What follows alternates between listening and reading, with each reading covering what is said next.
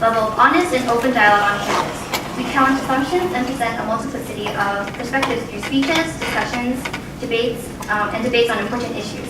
Tonight we'll be discussing introversion and extroversion. We all interact with others and various situations very differently. For example, some people enjoy making small talk with strangers, and others like to be with their pets at home. Our actions reflect on our characters, and similarly, our characters influence our actions. Tonight, Dr. Brian Little will speak on introversion and extroversion, and more generally, on what affects our personalities. Dr. Little is currently at Cambridge University and has taught previously at Harvard, McGill, and Oxford. At Harvard, he was voted favorite professor by the students 3 years in a row. He frequently lectures on personality and well-being. His book, Me, Myself, and Us, will be out next month.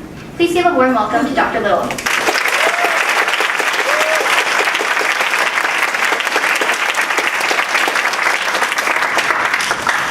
Thank you. What a rowdy bunch you are. And a delightful bunch. I've had the opportunity to listen in. Hang on a second, I'm just going to undo my presentation. There we go.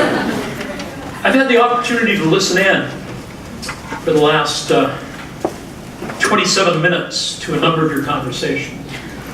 I didn't mean to, but I inadvertently heard you. And I think it's fair to say already that there are 11 people in this audience at this moment showing psychological symptoms I'd like to discuss this evening. And I thought you might like to know who you are, but instead of pointing at you, which would be gratuitous and intrusive, what I thought I would do is give you a brief questionnaire that might help you understand a little bit about this dimension of personality. So you may have seen on the Facebook page the request to have a piece of paper and a writing utensil. So you can rent one from the entrepreneur next to you, or you can not take it and therefore not be able to make this personally relevant.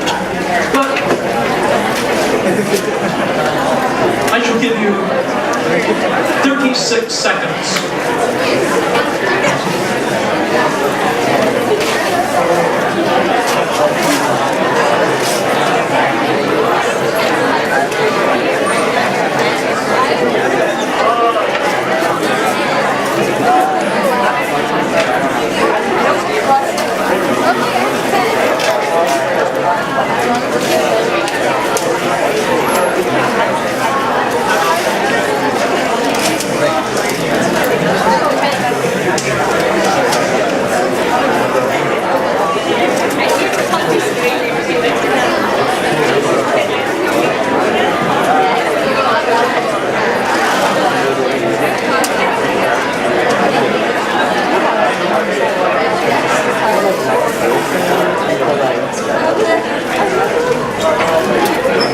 Are you ready?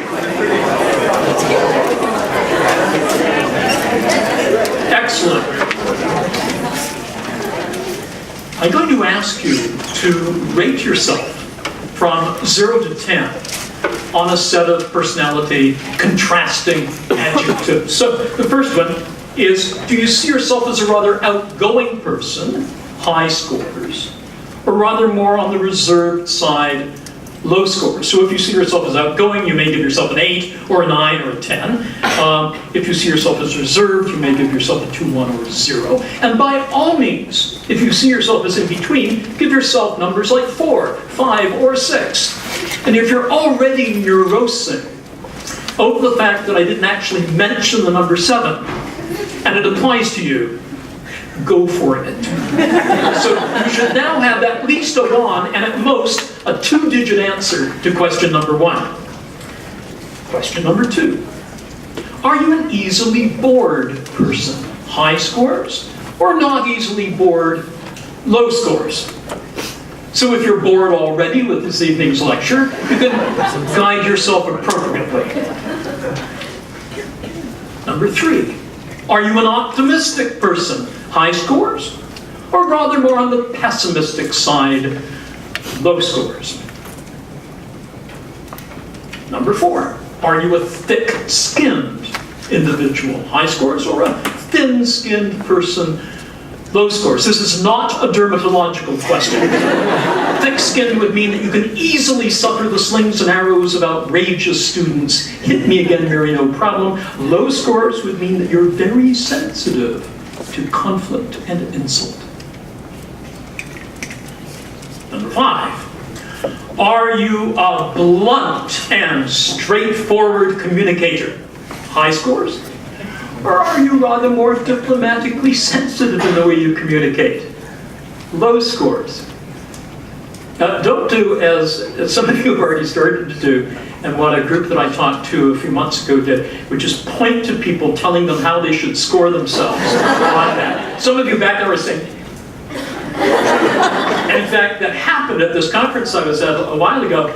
A person pointed at another, put 10 fingers up, and telling the other fellow that he was extremely blunt and insensitive, and the other fellow put his 10 fingers up, retracted 9, and rotated 1. Therefore showing that you can be blunt without saying a word. Number 6, do you have a high need for excitement? High scores, or a low need for excitement? Low scores. And you can define excitement in whatever way you think is appropriate for yourself and your culture, incidentally. Number 7, are you a fast-paced person? High scores, or a slow-paced person? Low scores. If you're still thinking about that question, and some of you are, no, give a low score. Number 8, do you have, this is a tricky one, so I'm going to take this one more slowly. Do you have a high need for social contact? High scores. Or a low need for social contact? Low scores. Low scores here do not mean that you are antagonistic to others or anxious about them or anything like that. It just means that relative to other individuals, you often like to be on your own. So that's an important differentiator, as we'll see later in my presentation. High need for social contact, high scores, a low need, not necessarily implying hostility or antagonism or anything like that. Number 9, are you a spontaneous person? High scores. Or rather more planful, circumspect, think before you act? Low scores. Please don't copy the answers of the person next to you. It's pathetic to cheat on a personality test.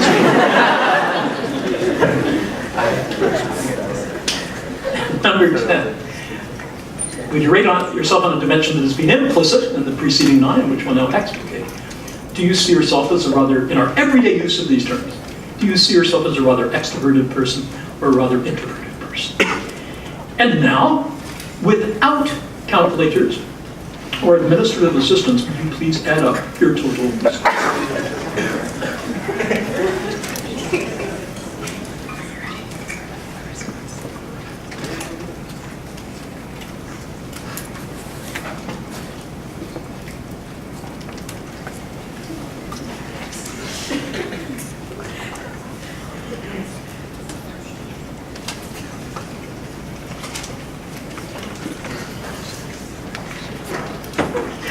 It should range between 0 and 100.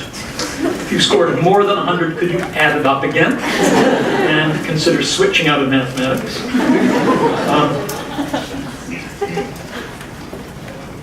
What I've given you is a measure that I've used for many years to tap into aspects of extroversion, introversion.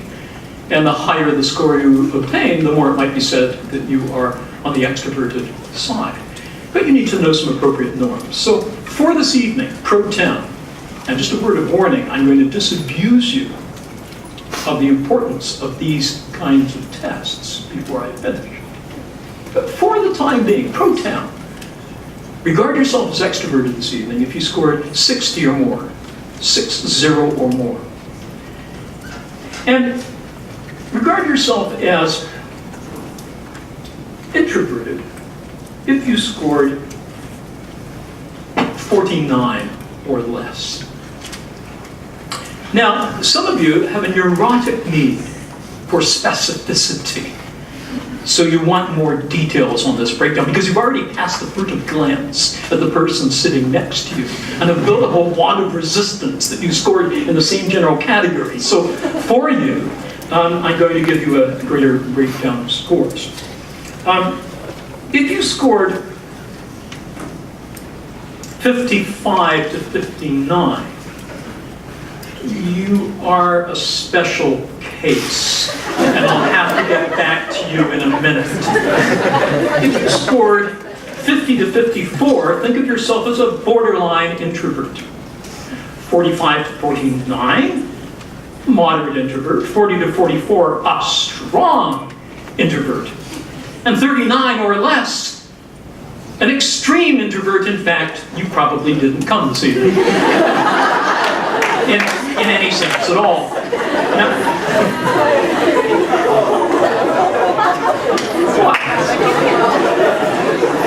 if you scored 60 to 64, think of yourself as a borderline extrovert. 65 to 69, a strong extrovert. 70 or more, an extreme extrovert. In fact, perhaps obnoxiously so. And I'll have something to say about that in a few minutes. Now, let me go right back to the beginning. And let me thank the organizers and Kristen for your introduction and for your sponsorship. I am delighted to be here. My students at Harvard never really got over being rejected by Pomona.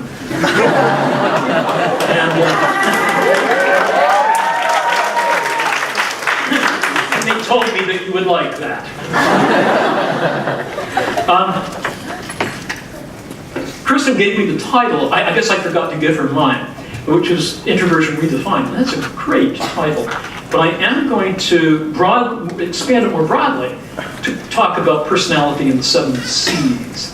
You know what that refers to. And that's why I chose a C motif.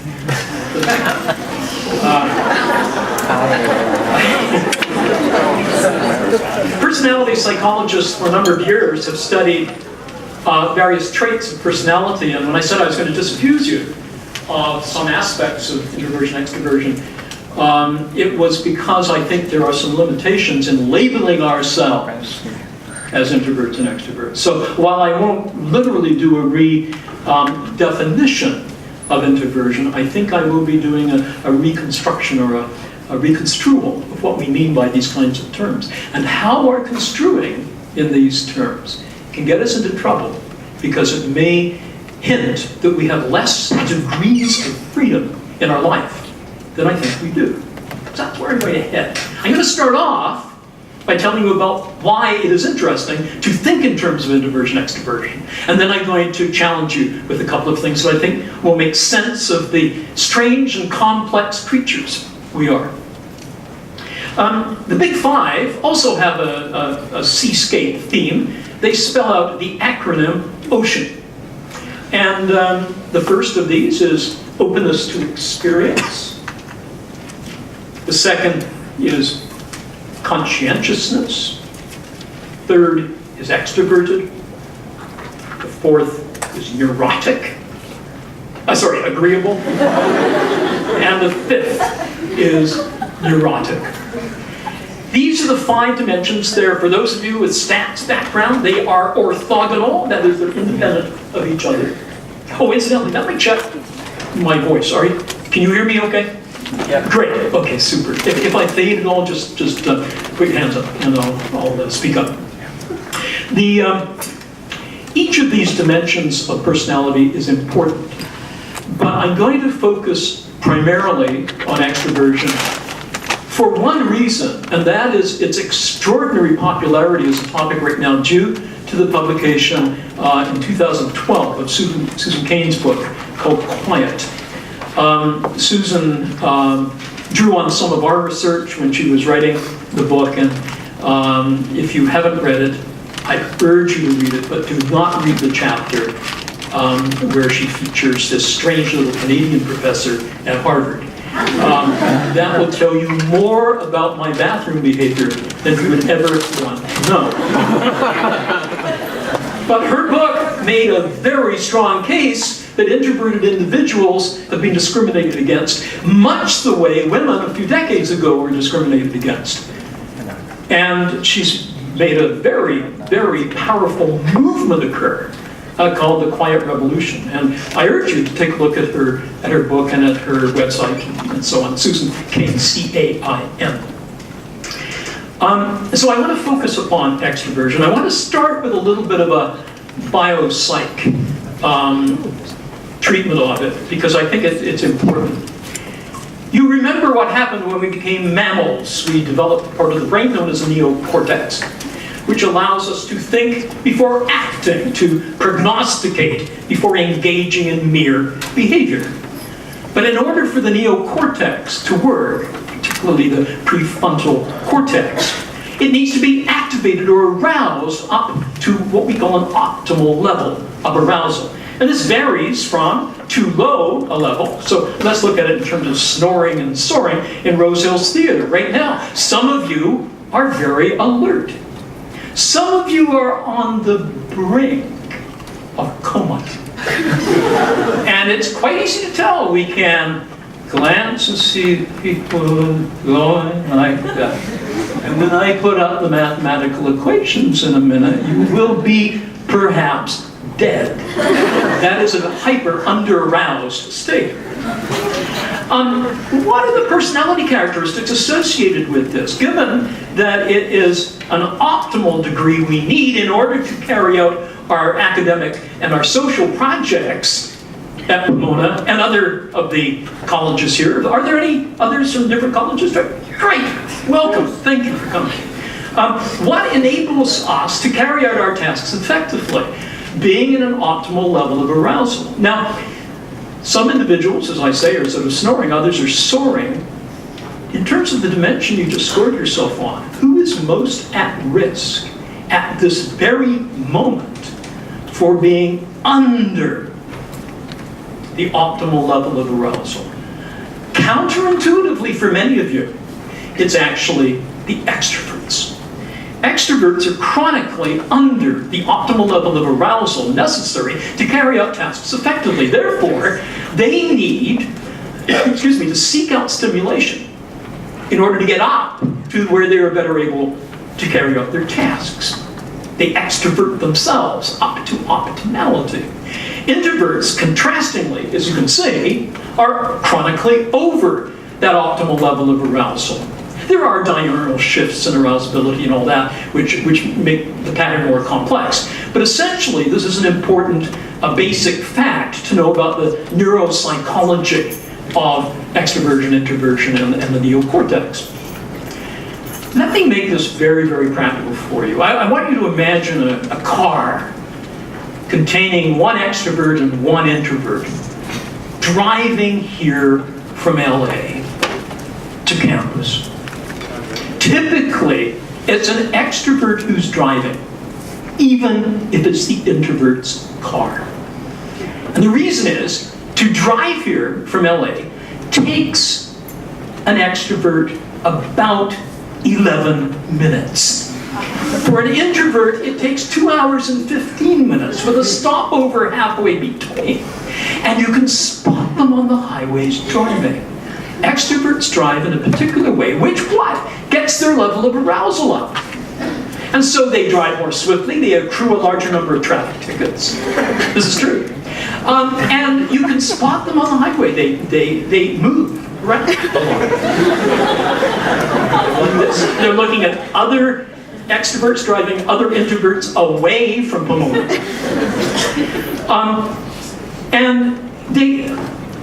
Extroverts do not have cell phones.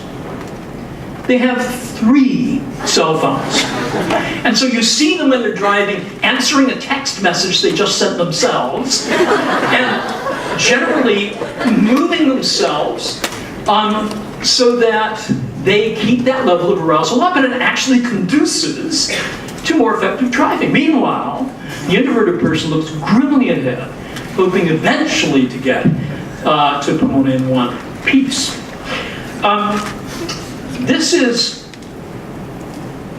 not a zero-sum game, because you can both do that with relative impunity. What is a zero-sum game, however, where my win necessarily entails your loss, is with respect to the negotiation of the radio in the car. And so, this is what in stats we would call a probabilistic drift. This tendency for extroverts, when they get into the car, to turn the radio up to about 115 decibels. This is near the pain threshold. So we have 115 decibels of Yo-Yo Ma or Miley Cyrus booming through the sound system. And, or some kind of mash of them. So you've got an extrovert simulating Miley twerking his cello. It would be hard for you to unremember that one. Yeah. Sorry about that. And generally, the introvert has her or his, no sex differences, incidentally. So let's say her level of arousal on the radio down to a level that we technically refer to as off. Now, if there were an acoustically just society, we would hope that some compromise might be effective between off and 115 decibels, or 110 decibels actually, and you may say, could it be 55? So, I'm so delighted you would think to say that to yourself, but it's on a logarithmic scale, as anybody from MUD would tell you.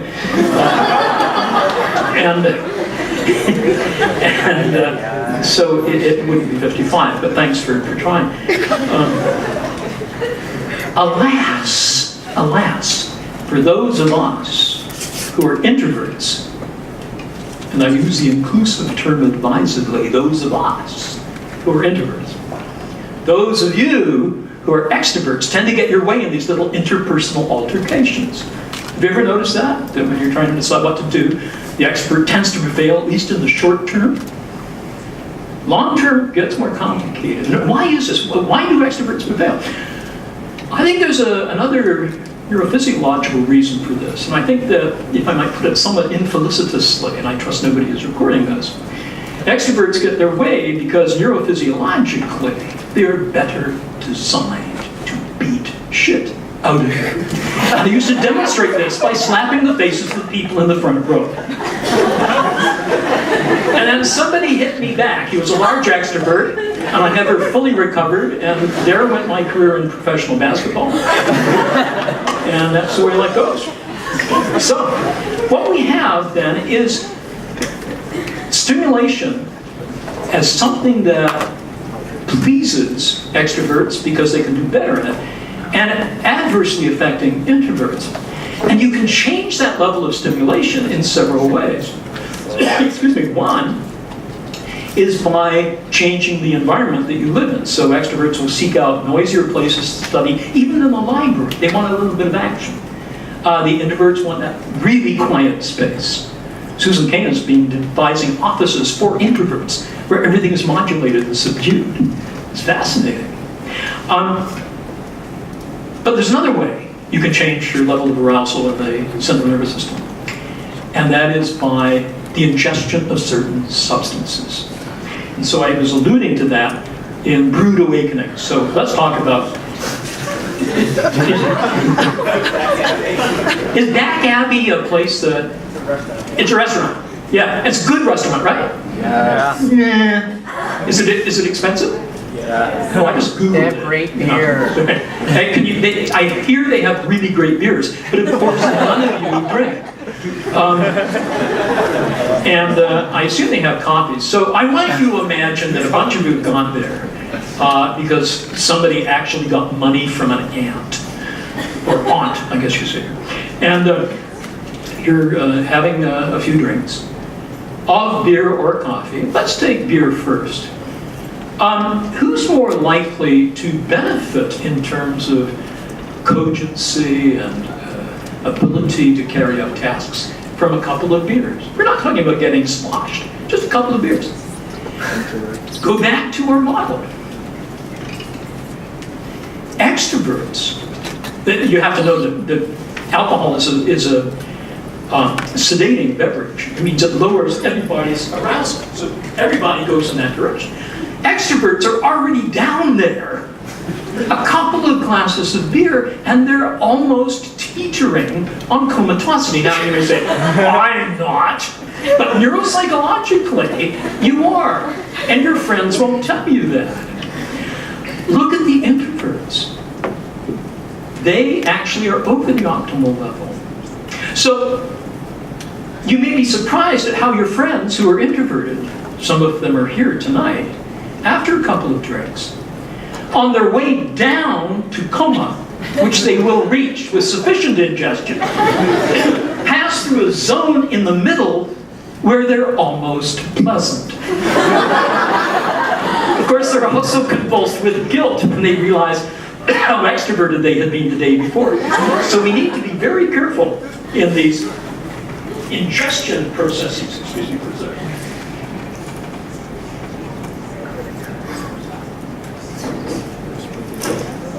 How about coffee?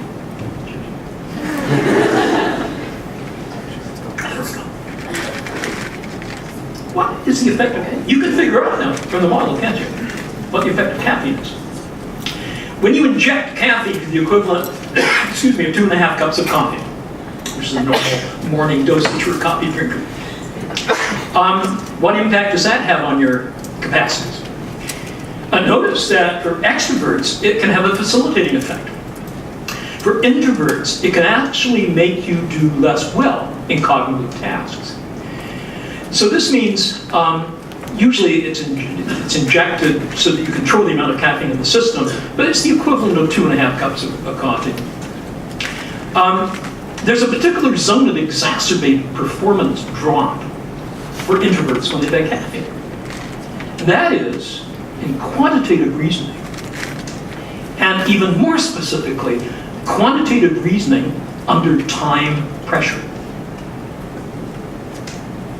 So let's say you have an early morning math exam. You happen to be introverted, you've studied hard, you have a couple of cups of coffee before, and suddenly you find that you're spinning. That is much more likely to occur if you have a couple of cups of coffee, but also if you happen to be introverted. If you're extroverted, it's likely to actually potentiate your performance. So here are some examples of how knowing our traits, particularly, as I would argue, our biologically grounded traits, is really helpful for us to understand. But it's not the whole picture. There are other things as well. Let's see what those are. Who did better in our academic subjects, other things being equal, extroverts or introverts? With one great exception, introverts tend to do better.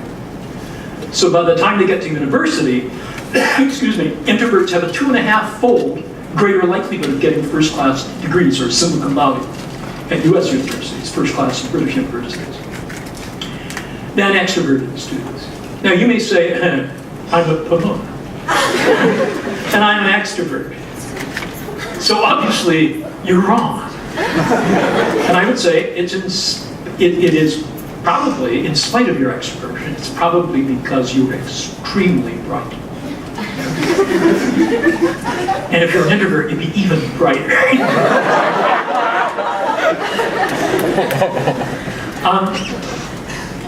Why is it that extroverts do not do as well in academic subjects?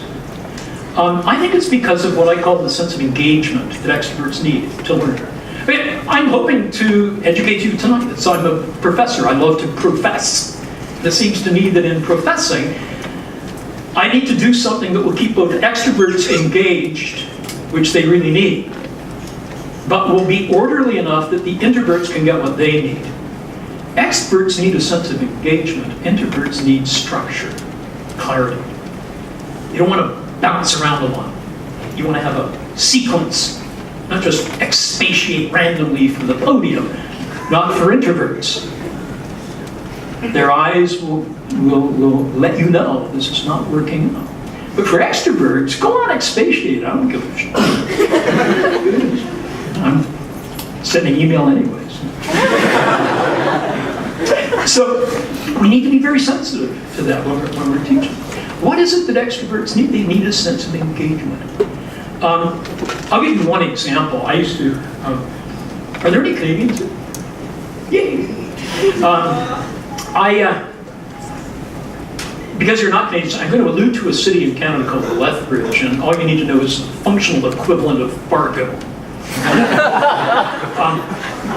I was lecturing in full swing, and a student, remember, extroverts need engagement in class. And I lectured typically at about 120 miles an hour with gusts to 180. And so I was booming along when a guy put his hand up, and he's right around there. He said, yeah, I'd like to ask you a question. Yes. And I can't think of one. Why did you put your hand up? Would you like me to pause for a little bit so that you can recollect what you interrupted us to say you wanted to ask? Yeah, okay, okay. Remember, like last lecture? Yes. Like, on conditioning? Yes. Well, it really reminded me of my cousin in Lethbridge. And of course, by now, I and others in the class were aching for something of relevance to the rest of the class. It was in vain. He was an extrovert, he wanted engagement, he got it, and then he slumped back down near a coma. The interesting thing that happened was there were two groups of students in the class who had a particular reaction. There was a gaggle of introverts in the front right. Now, you wouldn't have a gaggle. It's the wrong collective noun, isn't it? There was an insinuation of introverts in the front right, taking notes. And you could see them, as soon as he got to the sentence with Lethbridge, their eyes are going back. Is this point 4G or 4H? They hated it when you go off topic. There was another guy in the back right whose posture hitherto in the course had been essentially horizontal, suggesting he was either a congenital extrovert or a visiting engineer. I was trying to get back to the part of the brain I was discussing. He yells over the head of 380 kids to this one here saying, hey, when were you in Lethbridge? For those two extroverts, it was the best lecture of the year. They got engaged. For the introverts, not so much. So as profs, we need to be really sensitive to some of these differences in our students. And you need to be sensitive to how we stand on some of these dimensions as well, which I'll tell you about in a second. I was told that you can't listen for very long. Are you okay? You'll be drifting and getting antsy, and people will run out and reveal themselves and stuff like that. So just let me know if you're getting bored, okay? Thank you. Who has a better memory, extroverts or introverts? It depends on whether you're talking about long-term or short-term memory. Who has a better long-term memory? Introverts. Extroverts are better at remembering things like who you just met at a party. And personally, I think it's because they keep repeating your name. Hey, Whitney, nice to see you. Yeah, you really look nice, Whitney. Yeah, which residence you in, Whitney? Yeah. Well, Whitney, how would you like to meet? I don't know what they were about. Introverts don't remember names very well because they're so aroused. Yay! Yeah. I think I got an obscene gesture there, I'm not sure. They're so aroused that they don't process well. But if you meet the person that was introduced to you at a party a month later, the introvert will recall that name. The extrovert will say, who are you again? And so it raises the question about whether, as a society or a working group or a group project team at Pomona, we need to have both skills. Not just extroverts are better, introverts are better. Both those skills are necessary. It's probably best exemplified by what I call the quality-quantity trade-off. This is where, in performing a task, you can do it quickly and make a few mistakes. Or you can do it slowly and get it right. This one's pretty obvious, isn't it? Who's likely? Oh, I'm sorry. Some of you can't see this, so let me just read it out. It's just saying the quality-quantity trade-off, you want it when, And this is what the issue is. So thanks for looking for it. If you do a task quickly, and you don't mind if you make a few mistakes, you're more likely to be an extrovert. And the introverts are those who do things quickly. And they can drive each other. And the introverts are things who do things slowly and get it right. They can drive each other to distraction. Extroverts will often say to introverts, can't you just speed up a bit? And the introverts will say to an extrovert, can't you just once get it right? And the experts say, I'm sorry, forgive me, I do things quickly, I make a few mistakes, I'm still the fastest neurosurgeon in California. And this build up, it's not your father, incidentally, and build up this wand of resistance that we revisit when we start talking about that's what we're going to talk about right now, which is the way we communicate with each other. Many of you will recognize that there are cultural differences in the way we express ourselves on this dimension. Some cultures place a premium on extroverted conduct. Who is the most extroverted nation? Which is? In terms of general ethos, and this is Susan Cain's main point, the United States. In terms of interaction styles, there's some subtle differences that I'll get to in a second. Other cultures place a premium on introverted behavior. In those cultures, many of which are Asian, you will find that parents come home complaining that their kids are too extroverted. Not that they're too introverted, which is the complaint that you have here. In fact, there was even serious consideration regarding introversion as an aspect of psychiatric disorder and personality disorders. Susan Cain rightly excoriates those who would medicalize a condition that is as normal as different shadings on an orange. We interact in different styles. And one of our students at Oxford a number of years ago did a study that looked at cultures that differed on the extroverted and introverted dimension and how they interacted at a cocktail party. They gave rise to a phenomenon that we call the United Nations dance. And this dance, this is in the beginning days of videotape, so it was a long time ago. And they wouldn't be able to discover this dance until they speeded up the videotape. And so if you speed it up, this dance emerges that the person who's from an extroverted culture, to be polite at a UN cocktail party, moves forward, because extroverts like to stand close, have mutual gaze, a lot of body contact, usually unsolicited. Introverts tend to stand back, avert gaze. And so the extrovert, to be polite, lunges forward. The introvert, to be polite, steps back. And this gives rise to a vector resolution problem against the students from MUD, which can be resolved, I guess, mathematically by going both backwards. But that's not very genial at a cocktail party. So what they do is brilliant. It was both culturally and mathematically perfect. The introvert just went in a continuing backward spiral until they finally got backed into a corner being breathed upon by a lusty extrovert. You don't need to go to the UN to see it. You see it on the colleges, in your dorms, every day. It's 9:15, the extrovert in your dorm barges in the door and says, "Good morning!" And all the introverts stiffen and say, "Oh, going to hug us again." And he does. And it's not that extroverts are hustling or hassling. And it's not that introverts don't like to hug. It's just that they have hierarchically organized, designated huggers and huggies into which hierarchy does not fall.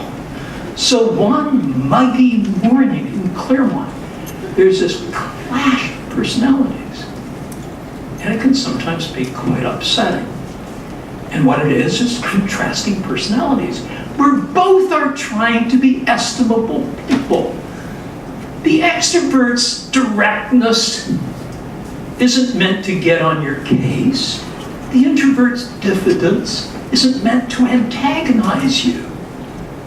These are people muddling through complex lives with orientations that have some genetic component.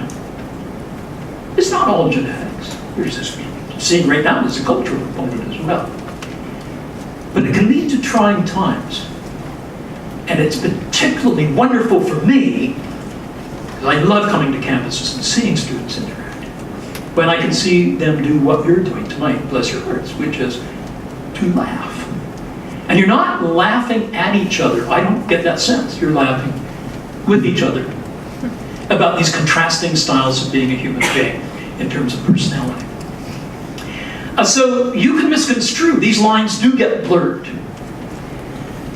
And that can mean that there can be misconstruals about well-intentioned acts that I think we need to think about on September evening. We speak differently. Introverts and extroverts speak differently. I've already confessed that I am as introverted a person as you could ever find. I'm off the scale as an introvert. When you take what's called the lemon drop test, which is a way of looking at neocortical arousal, it's a classroom demonstration, it's not a rigorous measure, then I'm very much a biogenic introvert. I may not appear that as a lecturer, as a professor, but many professors are like me. We're pseudo-extroverts. Many of you are pseudo-extroverts. And you have been since your freshman year. And you're wondering if you can keep up the facade. And I have some good news for you before we finish. In speaking, extroverts prefer black and white, concrete, simple language. Introverts prefer parenthetical, contextually complex, contingent, weasel word sentences, more or less, as it were. And I'm showing you it right now. And this is beautifully exemplified for me in a consulting contract I had up in Toronto a number of years ago with a colleague who was as different from me as two people can be. First, his name is Tom, and mine isn't. Secondly, he's 6'5". I have a tendency not to be. Third, he's a card-carrying extrovert. I'm certifiably introverted. We had seconded to our project a fellow from the finance department who just about brought our joint project to a crashing halt. And let's call him Michael, because that was his name. After a few weeks, the people who seconded him asked both Tom and me what we thought. And Tom responded in classic extrovertese. I'll tell you what he said in a minute. And then they said to me, Brian, what do you think of Michael? And here's how we sound to extroverted ears. It's as though I said, well, Michael has a tendency at times of behaving in a way that some of us might see as perhaps more assertive than is normally called for. Thomas rolled his eyes. He said, Brian, that's what I said. He's an asshole. As an introvert, I might gently allude to certain assholic qualities in this man's behavior, but I'm not going to lunge for the A word. But an extrovert says he talks like one, he walks like one, he'll call him one. And again, we can get into difficulties with each other. I'm looking out at you. You're lovely. It's great to see you. I miss teaching large classes. I mainly have one-on-ones at Cambridge. It's lovely to see you. And looking out, as an introvert, I look out at you differently than if I were an extrovert, biologically. When extroverts look out, they're looking out to seek out rewards. Are people enjoying this? Are you laughing? More people coming in? Awesome.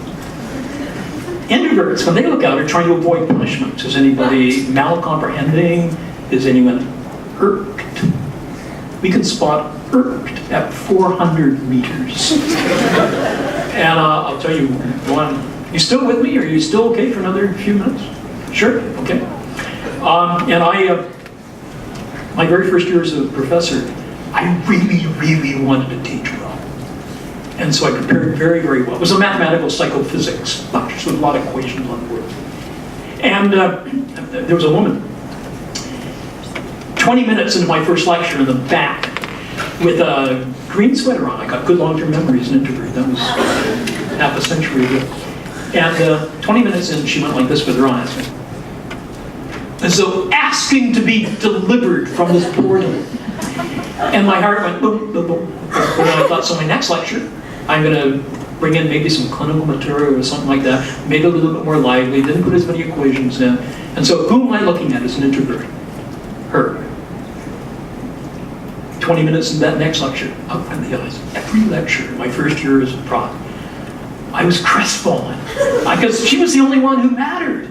An extrovert wouldn't have even noticed her. He would have focused on one person, faintly smiling and saying, "They love me! They love me!"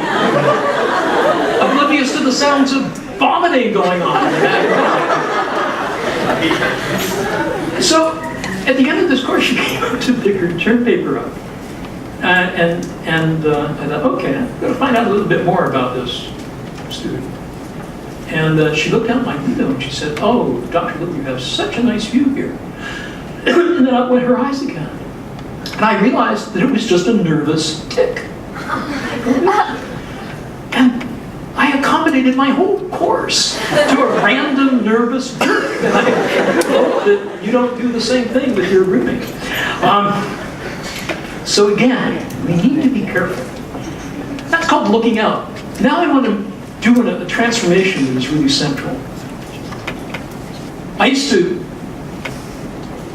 at Harvard in particular, before my class, students would come in before class and hang around a bit, and I used to come down and set up. And if I saw them, I'd say, "How's it going?" And they'd usually say, "Fine."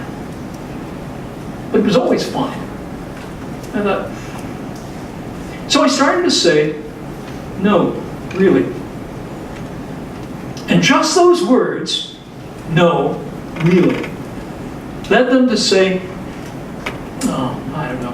Have you got a second?" "Sure. Yeah, my girlfriend's left and I'm sort of cut up about it. Or I think statistics was devised by people who are pathologically terrible people. And it's ruining my whole life." And I would have all these things told off just by saying, "No, really." Students want to be heard. They don't have to dominate things. What a bum rap you guys get, being narcissistic and all that. You just want people to turn off their cell phones and look at you. Say, "No, really, how's it going?" So I'm going to say now, here's something that matters. Are you just a bunch of fixed traits? Is that all you are? So if you have a profile on you, or if you read Susan Cain's book and you discover you're an introvert, which is now becoming cool, is this all you are? And I would say no. That's not all you are. First of all, let's get it straight. There are 5 major dimensions, not one, but personality. I haven't even mentioned the others. If this were a personality class, we go in each a week. But and then each of those has 4 facets underneath it. And even then, we're still not doing the right thing. We're not asking about something that I call free traits. And when I say looking in, we can move from relatively fixed traits to what I call free traits. This is the work that I do, coming out in a book called Me, Myself, and Us that I'll stick up on here in a few weeks, actually. And essentially, free traits are what we adopt when we act out of character. When an introverted prof acts in an extroverted way because of a core project that matters dearly to her, which is to excite her students about archaeology. She's being a pseudo-extrovert. Don't look inside, look at her outward action to get a sense of what she's trying to do. What is the core project in her life that really matters? And so this takes me to my final topic, and it was an evening. Bless your hearts for sticking around. But this matters to me, so I just want to tell you a little bit about this. We do act out of character. An agreeable person acts disagreeable to avenge an injustice. A conscientious person acts unconscientiously because she fears that her roommates believe that she's just too perfect. So she acts pseudo-unconscientiously for a whole term and starts losing grades as a result. So one of the benefits of acting out of character is that we can, advance a core project in our lives. What are your core projects? That's what my students and I study. This is our research area. Core projects: get independent of my parents, for example, make new friends, get good grades, have fun. That's a project. And sometimes you may have to act. Indeed, some of my students have been discovering this. As an introvert, it helps to act extrovertedly. And even though you think it will be unpleasant, you actually enjoy it. It's part of what this college can do for you. But there are potential costs, and I'll end on the potential costs. Protractedly acting out of character as a pseudo-extrovert or a pseudo-introvert, which you need to be to get through your courses here. Shut the stimulation off, get yourself in a state where you're going to be able to study well, then you can burn out. Acting out of character can bring the cost of burning you out. I'll give one example as my final example. I used to lecture senior military officers who were going to become general about complexities of human personality. How do I understand a creature like Putin?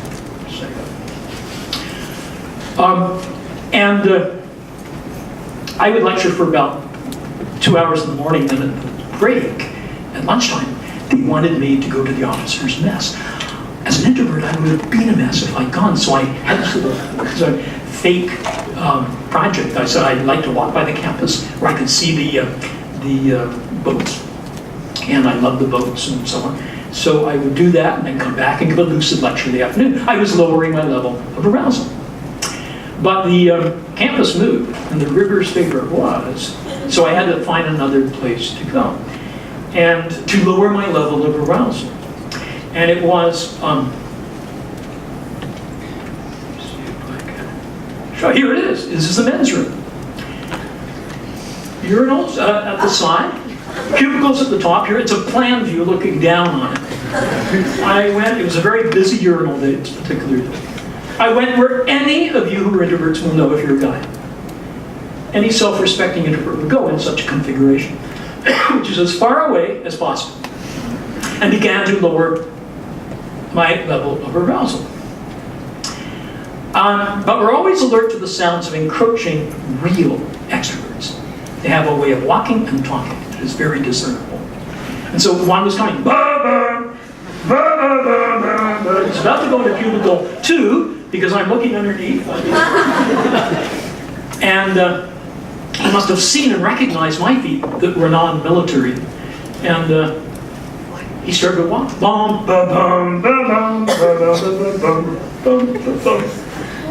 Cubicle right next to me. My heart's going boom, boom, boom.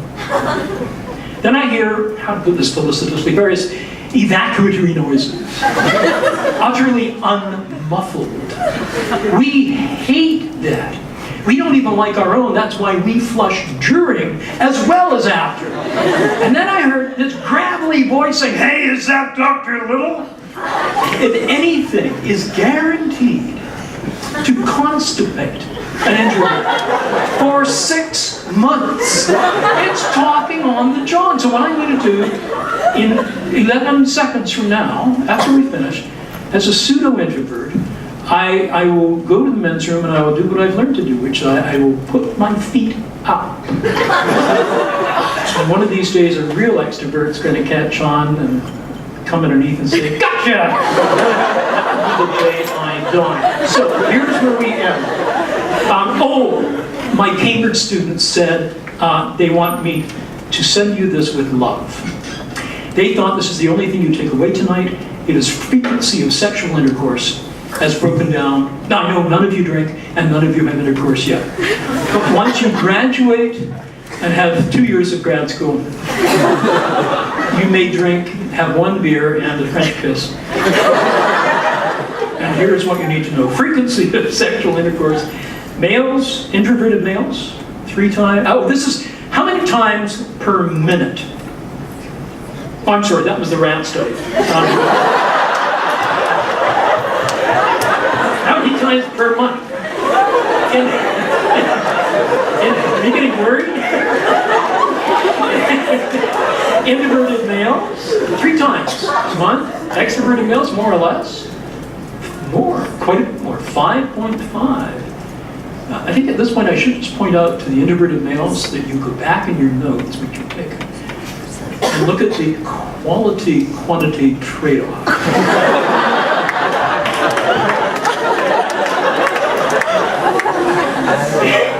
Introverted women, 3.1. Extroverted women, frankly speaking, as an introverted male, they are heroic. 7.5. They not only handle all the male extroverts, they pick up a few introverts. This has been a plea not to put yourself in a pigeonhole. It's a plea for 2 things. Remember that your personality is more than a fixed trait.